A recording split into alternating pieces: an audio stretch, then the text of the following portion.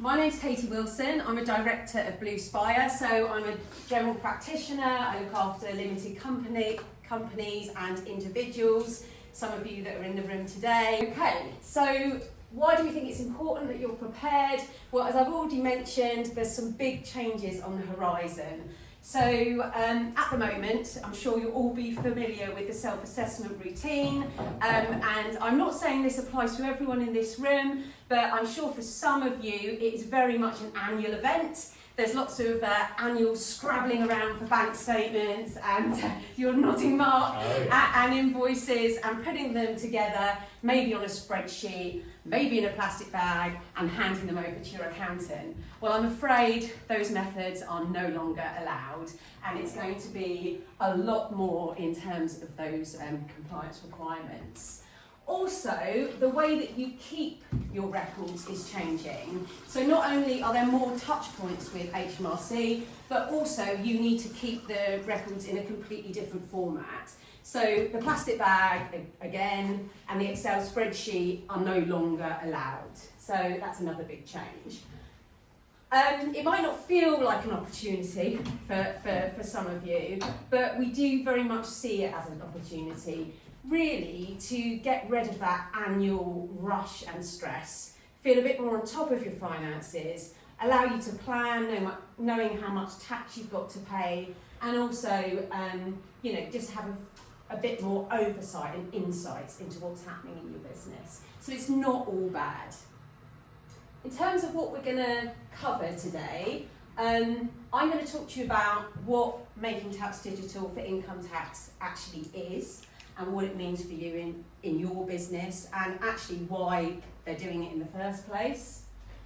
We're going to talk about how we can work together, so how we can help you to ensure that you're compliant from next year. We're going to talk about the software that we recommend, and there are a few clues on some of these slides. We've got the Xero brand on there, and we are really lucky today because we have two people from Xero who have travelled to be with us. So Caitlin and Luke at the back there, they work for Xero, and later on in the session, Caitlin is going to do us a demo of what their software looks like for Making Tax Digital for income tax and how, and you'll be able to see how it all works and think about whether or not it's something you think you'd like to attempt yourself or actually maybe you don't and you want us to do it. But either way, Caitlin is an expert and she's going to be demoing for us today. Okay. So what is Making Tax Digital for income tax? Making Tax Digital is like a wider, overarching programme that was brought in by HMRC in 2015. So it's been around for a long time, and it's a sort of attempt, well, it's not an attempt, it's probably quite a successful attempt to digitalise and revolutionise the entire tax system. So they're doing it because they want the tax system to be more efficient, they want businesses to be more efficient and more digital, and they want to close the tax gap. So the tax gap is what we talk about when we look at the receipts that the government hope to achieve through tax and what they actually achieve. And the difference is what's caused by mistakes, omissions, and basically fraud. So by being digital, it is hoped, and I think it is actually true, that it forces people into being more compliant. When Caitlin does the demo later, you'll see that it's really hard to leave stuff out and make mistakes with software such as Xero. So hopefully that tax gap will become less. Some people in the room might be VAT registered, so if you are, you will know that VAT was the first tax to be digitalised. So if you're VAT registered from 2022, you had to keep digital records and make your returns using a software. I think that wasn't quite such a big change because for most VAT registered businesses, they were already on accounting software. So it didn't feel like quite such a change. But yeah, it was fairly seamless here when we moved those that weren't digital onto software. So, you know, hopefully it won't be painful this time around either. Making tax digital for income tax has been talked about for years. I mean, I can't remember when they were going to first introduce it, but I think it was like 4 or 5 years ago.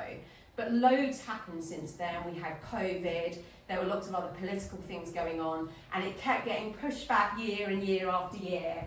But it's happening. It's happening from next April 2026. What it actually means is for self-employed people, some self-employed people, sole traders and landlords, from next April 26, you're going to need to use software to keep your accounting records. So every transaction that appears in your accounting records has to be digital. So it can't be a notebook or a bit of paper or actually an Excel spreadsheet. It has to be on some kind of software. So if there is an inquiry into your affairs, it should be really easy for HMRC to be able to see what is actually going on, because it will have a direct link to some kind of software. Who's affected by it? Well, I've already mentioned it's self-employed people and it's landlords. And it's not for all self-employed and landlords. It's going to be rolled out over a number of years. It's for those of you who have gross income of more than £50,000 a year from either rental income or sole trade income, self-employed income. Now, it's really important to know that this isn't per business, it's per individual. So if you have a sole trade and your income is £30,000 a year, and you also have a rental property and your income is £30,000 a year, you are going to be affected by MTD because your income is £60,000. So it's not per business, it's per individual. At the moment, partnerships and LLPs are not included. I think maybe it's because it's a bit harder to include them, but I guess that is probably coming. Trusts and estates are also excluded for the time being, and companies also are excluded, although companies do have sort of more requirements anyway, and I'm sure that will happen soon enough. In fact, there probably is a plan for that. But yeah, so they are the people that are included at the moment. So presumably it's some of you in the room. The deadlines. So at the moment you can actually already be doing Making Tax Digital for income tax. So I don't know if anyone is already doing it. I'm guessing probably not, because you wouldn't be here. But yeah, if you wanted to, you could already be doing it this way. There is a public testing phase open. But I think most people won't early adopt, and I think they'll probably just do it when they have to do it. So the key dates to know are April 26 is for people with the 50,000 of qualifying income, April 27, income over 30, and April 28, income over 20,000. So the requirements, so we've talked about the fact that it's a lot more, so what actually is it? So at the moment you're making one return every year, and it really is, for some people, it's an annual event. It's like an annual, like, oh no, I've got to do my tax return. Well, that isn't going to be the case anymore. We're going from one return actually to 5, so it's quite a lot. So there are 4 quarterly updates. Now they are on the sort of traditional quarters, so June, September, December, March. And you need to make a return 1 month and 7 days after the end of the quarter. It's the same as the VAT deadlines for anyone that's already on that. So they pick the same date, which is helpful. Just to say, with the quarterly updates, you don't pay your tax at that point. They are just returns, so HMRC can see what you're doing and they can see how much money they're going to potentially get in. Or they should, so it gives them a lot more information to plan with. But you don't need to pay your tax 4 times a year. There's a final declaration due by the 31st of January following the tax year, which is exactly the same as the current self-assessment deadline. So that stays the same, and that's also when you pay your tax by. So yeah, but it's these quarterly updates, I suppose, that are extra, and that is what Caitlin is going to show you how that will work. So yeah, it's a lot more. It's a lot more to do. I've already touched on some of the benefits, and I do appreciate that some of you are thinking, this is not a benefit, this is really a lot more work for me. But the thing is, once you get going with these bookkeeping systems, you realise that actually a lot of the manual processes that you were previously doing are actually really time consuming and don't really give you any information to be able to plan and run your business. So I do genuinely think that it will help many of you with knowing how much tax you might have to pay, and I'm fairly confident that Xero does do that. It gives you like an estimate, doesn't it, of what tax you could be paying on the quarterly returns, and just with decision making and things like that. So I think that it will actually be a good thing for many of you. And if anyone is thinking, oh, I just don't want to do this, well, don't worry, because obviously we can do it for you. But for some of you, you can 100% do it yourselves. I just wanted to talk briefly about landlords, and I know that there are landlords in the room, because there is a slightly funny thing with landlords. Now, apparently, over 50% of properties in the UK that are held for investment are jointly owned, which probably does ring true actually when I think about our clients and people that I know. So they've made a concession for jointly owned properties, and that is that you only have to return income on a quarterly basis. You don't have to return expenses. And the reason for that is because it is going to be quite a heavy admin burden, because obviously you're going to have to take all of the expenses and split them. So you don't have to do that. But it is just important to note that this has been tricky, I think, for HMRC to work out how they're going to do this. And also, I know what I was going to say, you might have a scenario where you have a property that is jointly owned and one person is within MTD and the other isn't, because one person might have other properties or income and the other one doesn't. So, you know, there's a few funny things involved with that. If anyone's got particular questions about this, then maybe we'll pick it up afterwards or separately, because it's a bit of a funny one. But it's going to affect loads of our clients. At Blue Spire, we are a Xero practice. We only use Xero for our outsourced bookkeeping, and we will be helping clients. All of the clients that we help, we will be using Xero to help them. What I would say is even if you're thinking of doing this yourself and making the returns yourself, I would say ask for our advice, and we will be offering a really light touch service for those of you that want to do it all yourselves. Just really because, you know, we're using Xero day in, day out. We can make sure that you're right on the right level. We can set it up for you. We can help you with you know, the bank feed and things like that. So there will be lots of different ways in which we can help you. So do reach out, even if you're thinking that you're going to, you know, do this yourself. And also the team, Ben's team, are Xero expert, and if you've got any questions, they will be able to help you out with that. Our recommended software is drumroll, Xero. And can I just say, we have no financial benefit from using Xero. We use Xero because we believe it's the best software. We don't get any kind of commission from these guys or anything like that. There's a big long list of why Xero is fantastic. And these things are all true. They may also be true of other software, but I think the reason that we use it, the overarching benefit, is it's really user-friendly. I will admit I'm not the most tech-savvy in the practice. That's those two back there. But I can use it, I can navigate it. It's just really intuitive, and that's why we recommend it and we choose it.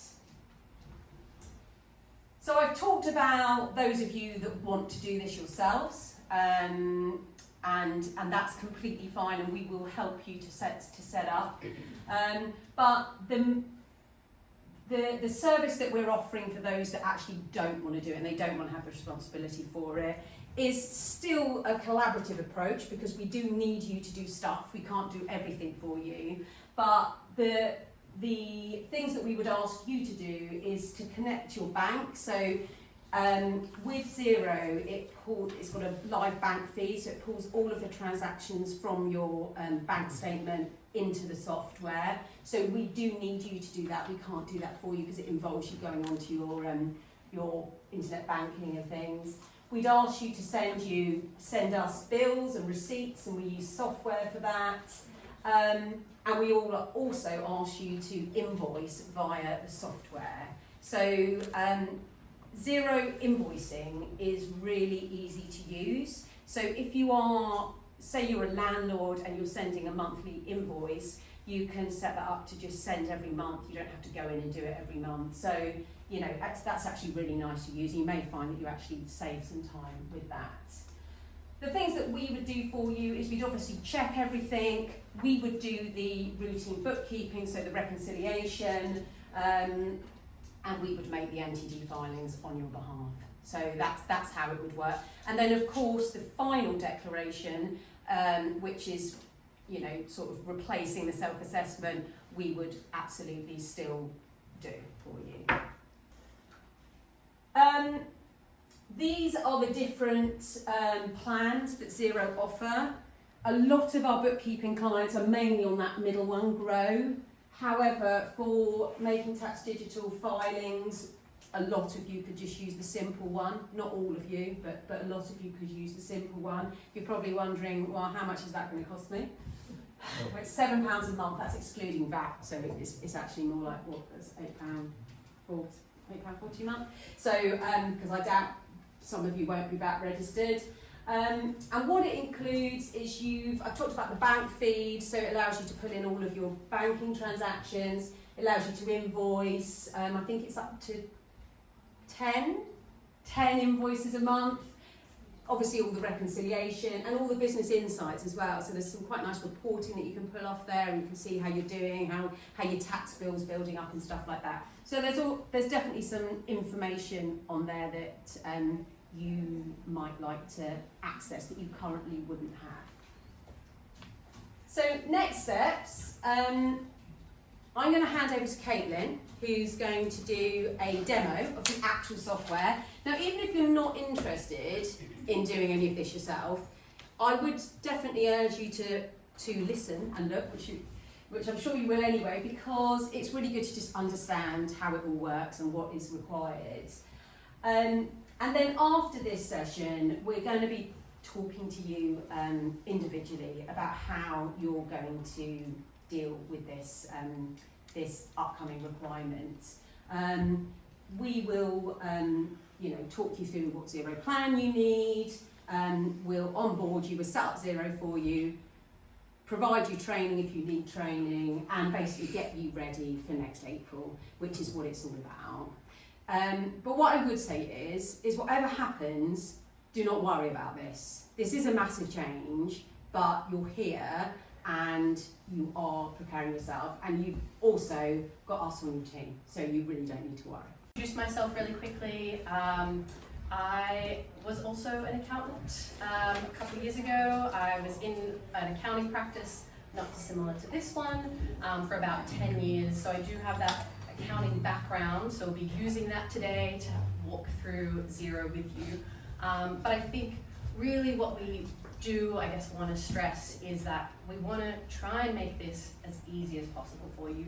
And like Katie said, we do think there is an opportunity, and the fact that you guys are here today, I think, suggests that you're probably in the camp of people that are potentially excited about embracing that opportunity, because you are going to have access to your data on a much more regular basis, right? So you're not going to be submitting your information every 12 months, and then you wait for your accountant to do the tax return, and then finally you have the information about your business. I think we really want to try and show you how you can have access to your business information or your rental income on a day-to-day basis, so that it'll help you I guess make better decisions about what's happening in your business and what's happening with your income and expenses. So I'm hoping that you'll be able to see that, as well as just being able to save time by using Xero.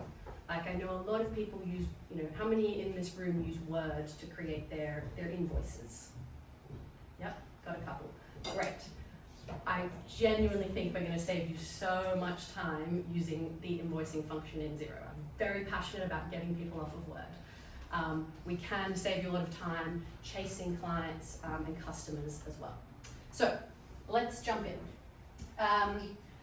We do feel like we have a solution for anyone, whether you are Penny the photographer, where she buys her equipment, she's very digitally savvy, she's doing it all online, but she does create her invoices in Word and sends them out to her customers via email, and then probably struggles to remember which ones she sent them to, and struggles to collect cash from them as well.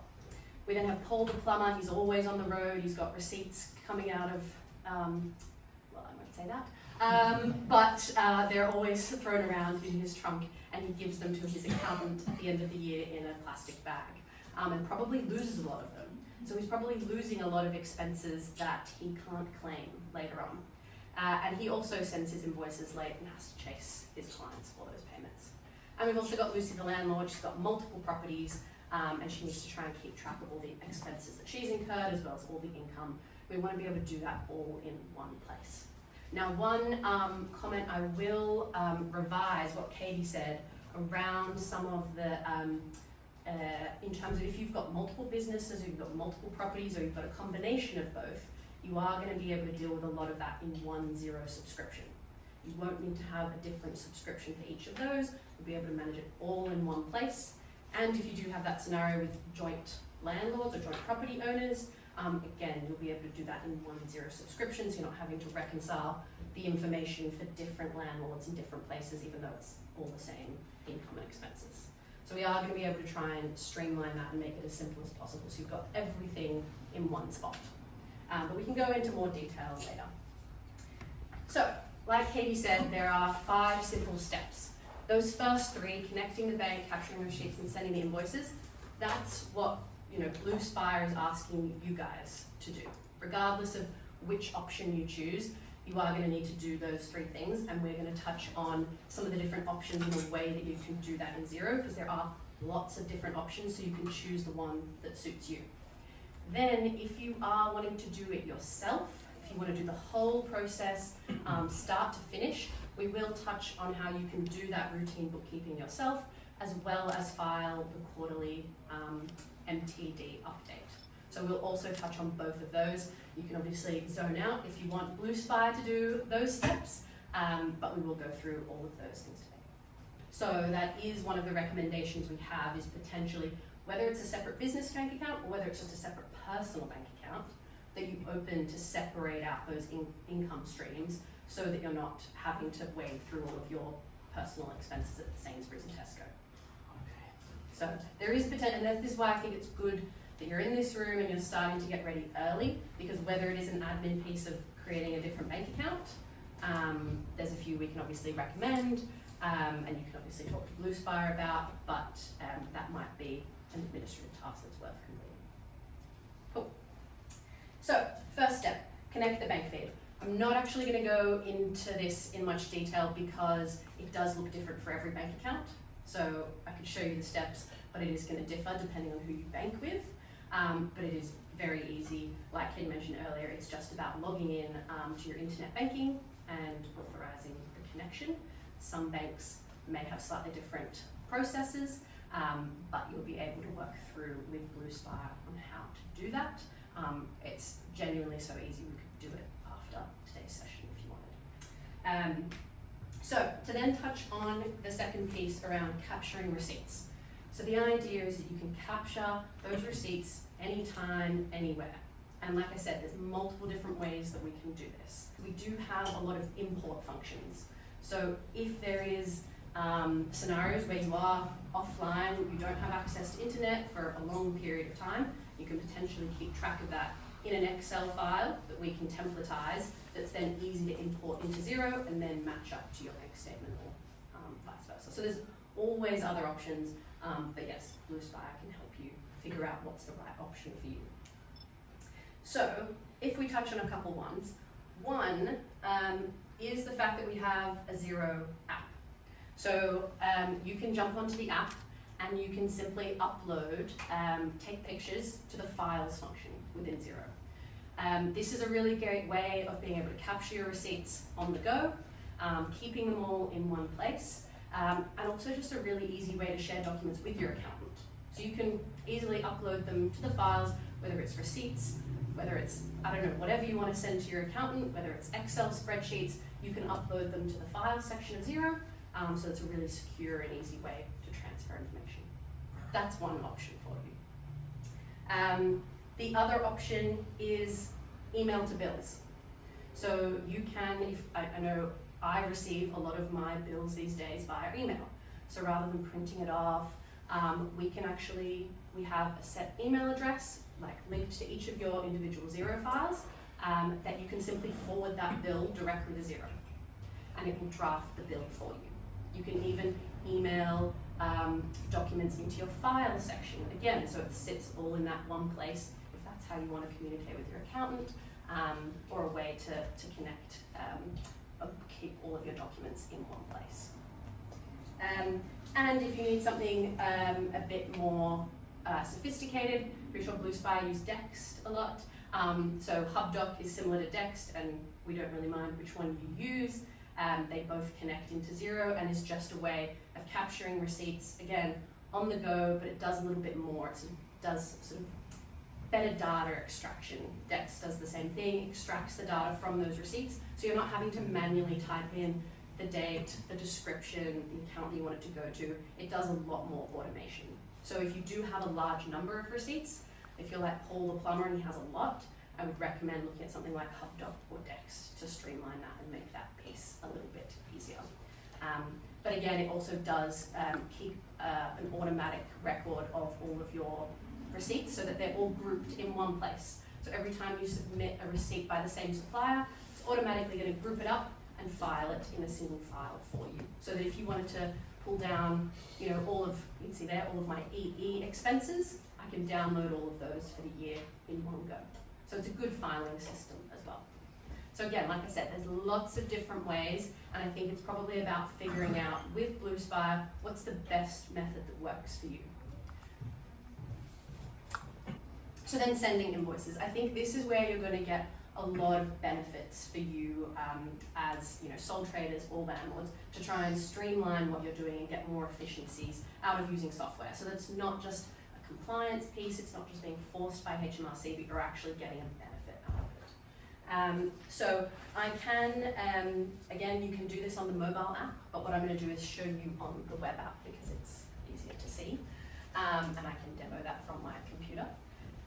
But essentially, this is Xero. I'll touch on this home page in a minute, but if we just focus on the sales section, we go into invoices, and we'll be able to see all of the invoices that we've issued. We can see all of the ones that are currently awaiting payment, so you can keep track of where all your invoices are up to.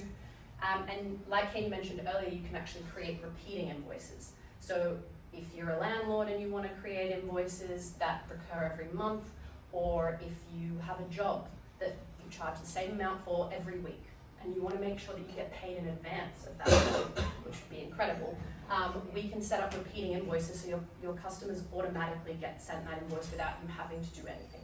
You just set it up and forget about it, and they will get prompted to pay every week or every month. You can choose. You even have invoice reminders, which is extra good because you can then have, once it's a day late, a week late, a month late, you can have automatic emails set up to send to those clients so that you're not having to do the chasing. You can even customize the wording so it becomes slightly more aggressive the later it is. First it's a friendly reminder, 2 months later, you're like, we're about to cut business. You know what I mean? You can customize it to your own language as well, so it feels a bit more personalized. But if we go in and show you a new invoice, you can create a contact on the spot, or you can pull up one that you've already got. So let's say our basket shop. Automatically it sets today as the issue date, but you can obviously future or backdate that. Your due date, you can select what the due date is, or you can even just +7 to tell us 7 days in the future. You've got various branding themes, so you can set up your own brand, your own color, If you're using an invoice in Word at the moment, you can basically replicate that in Xero so your clients don't really notice the difference. And then you can just type in the description, the quantity, the price. You can even streamline it further by setting up sort of items. So if this is for Penny, our photographer, we can have that all set up based on her, and like what's her charge out rate, what does she charge for a standard photo shoot. We can, pre-fill the description. Let's say she did 2 hours of work for the basket shop. You can add a discount if you like, and just check the rest is correct, but we've pre-filled that already. And then we can approve and email that. So we can send that directly to our client. Again, you can choose what template you want. You can create your own email templates, ones that are super casual and friendly, or ones that are a bit more formal as the first invoice. And you can include placeholders, and you can CC and BCC extra people.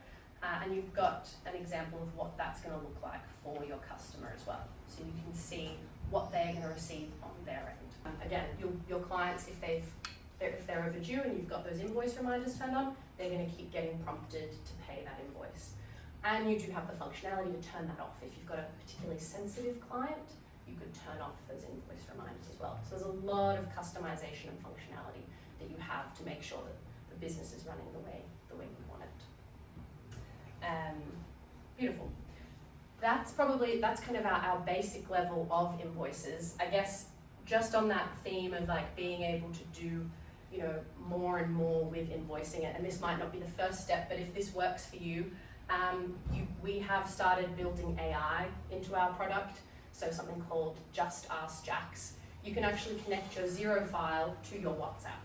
So this example is one that I did earlier, where I can literally say, hi Jax, can you raise an invoice to this person for this amount with this description, so that you can do it as you're out and about, and that will then be sent to Xero and sit there as a draft for you to then review and send out later.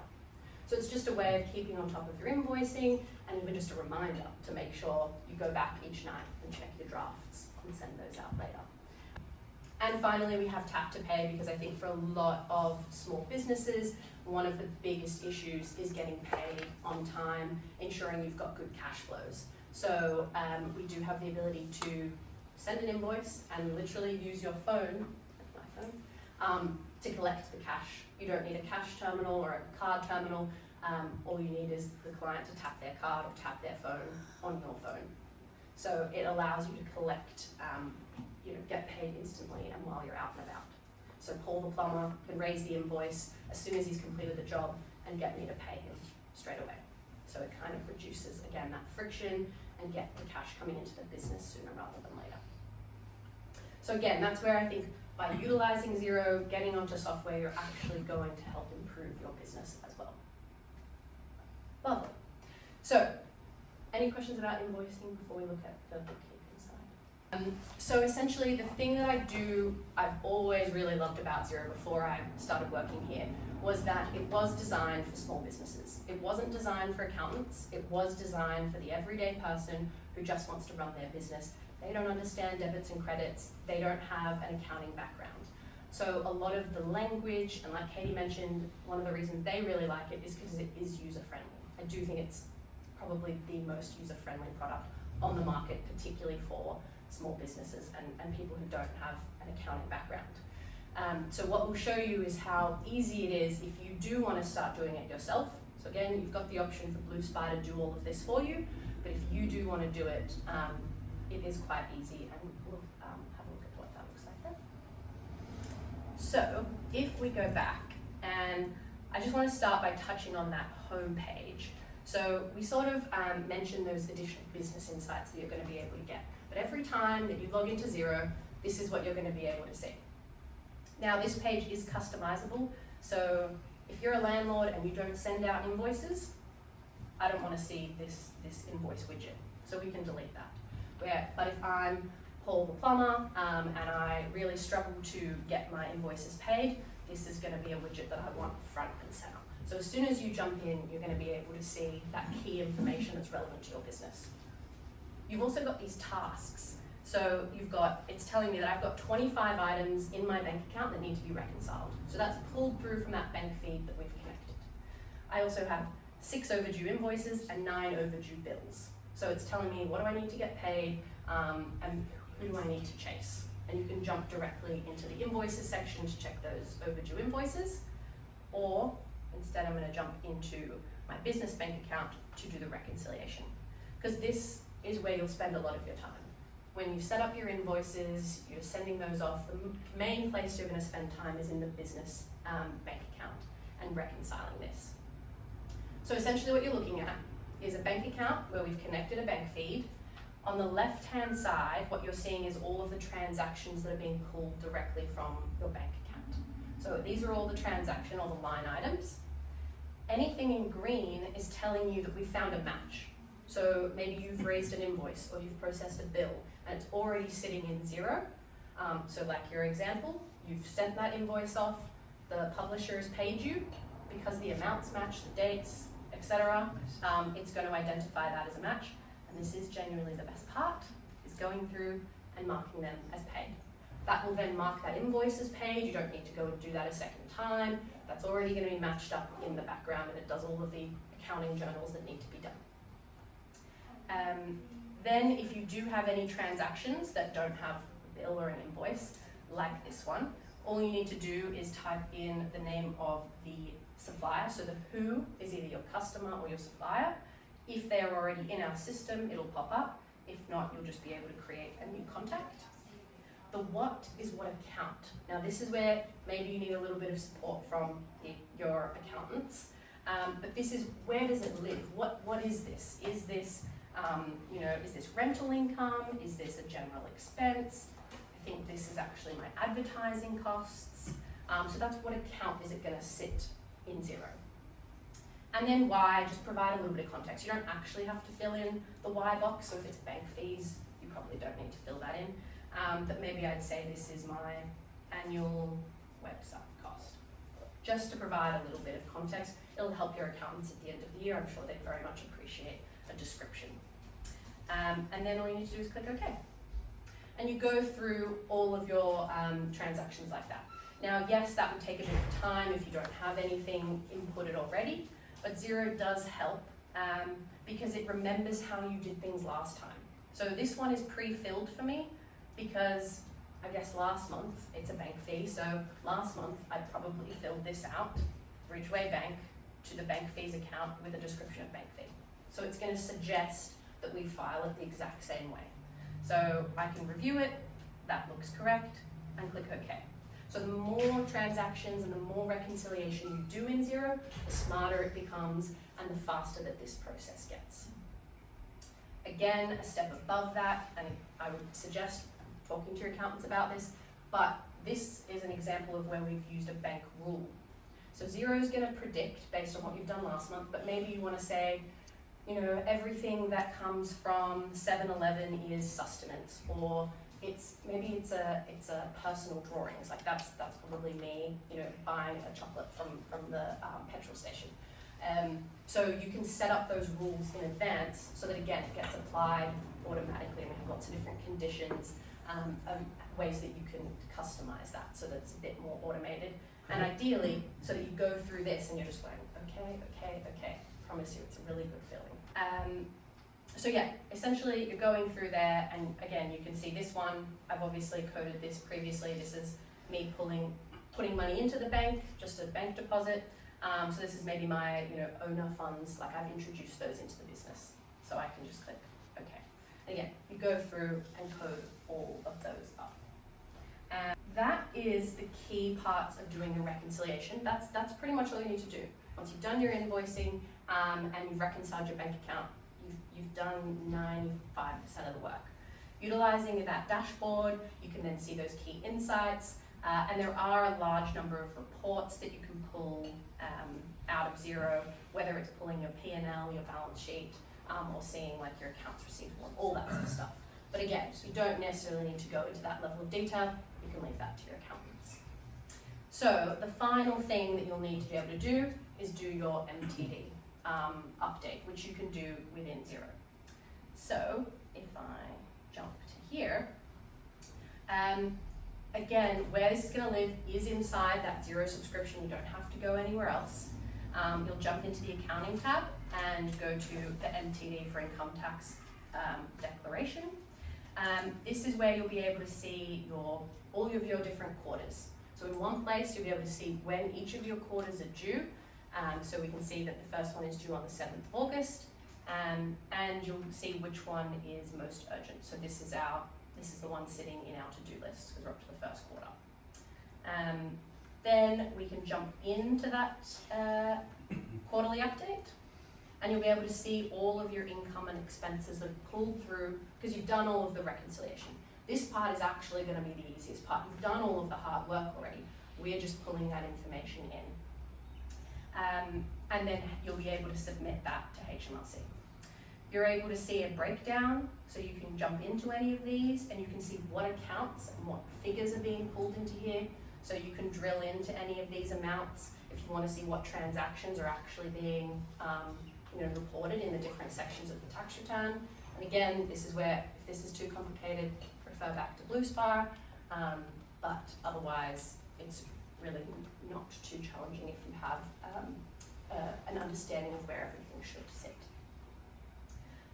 When we jump back to the home page, we can then submit this to HMRC and confirm that those details are correct and send that update. And then, like Katie mentioned, you will have that tax calculation. So that is actually, that's not us doing the calculation. We've sent off the information to HMRC and then we've pulled that back down. So if they've got any other information about you, whether it's employment income, I don't know what other information they'll have, but whatever they've got, they'll make an estimate of what your tax bill is looking like. Again, you don't have to pay it, but it just gives you an idea of what your tax bill will be potentially at the end of the year. Ask a question. Yes. So if you've got income, let's say some of it's from PAYE, from a rental company, Yeah. and then you've got individual properties that are being paid to you from a letting agent, how would you log that information on there? So if it's PAYE, so as in you're being, like that's your PAYE, Yeah. you're being paid, so that just doesn't get included. So you're just going to include that, you just don't have that on at all. So you don't have to effectively record that to HMRC. It'll obviously come through in the final declaration when you do your final return. But in terms of the quarterly updates, the only thing they care about at this stage is your rental income and expenses and your sole trade income and expenses. Everything else is not reported to HMRC. You can. So that would be reported in the normal way of a self-assessment. Correct. If It it's won't like be a income self-assessment anymore, but it's effectively, Yeah. it'll all get reported at the end of the year. Okay. Yes. So how would you, sorry if I missed it, but I don't remember seeing anything where you said if you've got income from a letting agent, so you get a statement of income and costs. Yep. How do you log that on there? Yeah. So essentially you can do it in two ways, whether it's just like you can just cash code it. Yeah. So like we looked at when we were in here, if you've received, let's say Jacaranda is your letting agent, Yeah. and you've received that 2,000, what we can do is that usually income less some management fees, Yeah. is that, so again, this is where we could utilize rules to make that a bit more sophisticated, or what we can do is we can include this and we can say, this is my rental income, and let's say this would be grossed up, so this is maybe 2,200, and then let's say my agent fees, and that would be, let's just put it to general,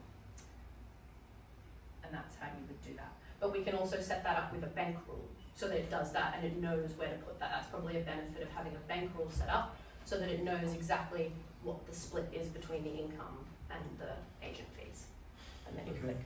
So you can have multiple, so you said that you can have one subscription for multiple property owners. Yes. So would they each have to have their own bank fees attached to that account, to the zero account? So for example, my sister and I have got 3 or 4 properties between us. Yep. So presumably her rental account and my rental account both have to be connected. do you receive like the rental income into like one bank account and then it gets split out, or it's like the agent split the income for to be you? fair, for the joint ones, they come into one account, but then I've got personal properties and she's got personal properties. Yeah, but the personal doesn't have to be included, does it? Well, yes, well the personal properties would.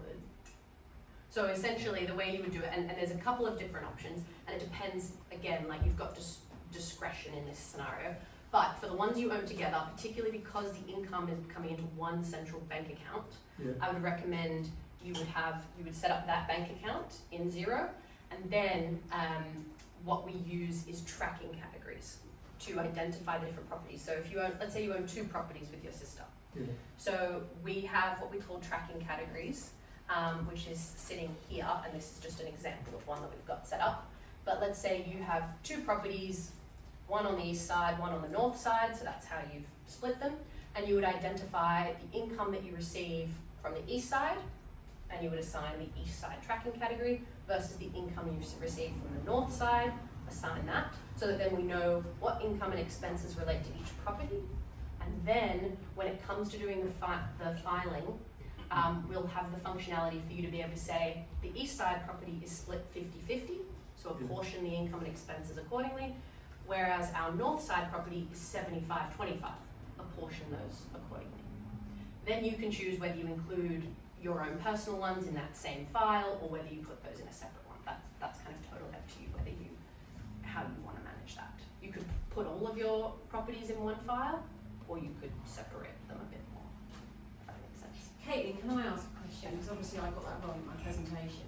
So when you have a scenario where, so like James, he might share some properties with his sister, but also some with his wife. Yeah.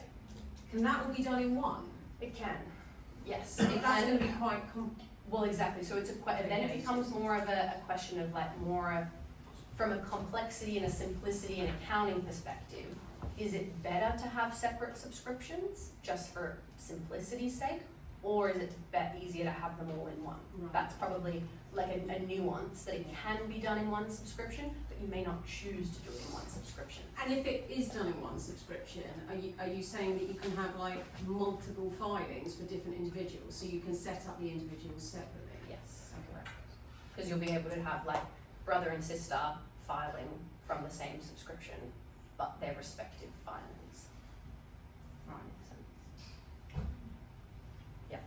So there is a lot of like nuance to that, and sometimes it isn't a matter of software, sometimes it's a matter of accounting and simplicity for accounting purposes, or from like a GDPR perspective. If you've got to third parties that you share a property with, you may not want mixing an account. So it can become complex, but I guess the key thing is that the software can handle that if you want it all in one place. But let's say we had 2 accounts, one say for myself and my wife, and one for my sister. Presumably the same bank account could connect to my account and to my sister's account, Yes. so that we could say that property A, 50-50, and the software would know that once it gets to the hang of it, that property A's income goes 50-50 to me and 50-50 to her. Right. I think we need a meeting. It sounds like, yes, I think yours is a slightly more complex scenario, and I think that's the thing, is if you're simple, it's gonna be quite straightforward. If there's any complexity, that's why your accountants are here, that's why you're here today. Have a piece with Ben. That's it, yes. There you go. Ben's your man, he's gonna sort out all of your problems, no matter how complex, he'll make it work. That's the guarantee. But yes, so that's pretty much all I had to show. I think the key thing is our main message is start sooner rather than later, start having those conversations. If you need a different bank account, if you want to join, like we have a beta with HMRC, if you want to start testing it out, it's a good thing so that you feel in control, and obviously hopefully you can get some benefits out of it. Hopefully you've got better records of your income and expenses. You can chase your clients easier. Hopefully Xero will do the chasing for you.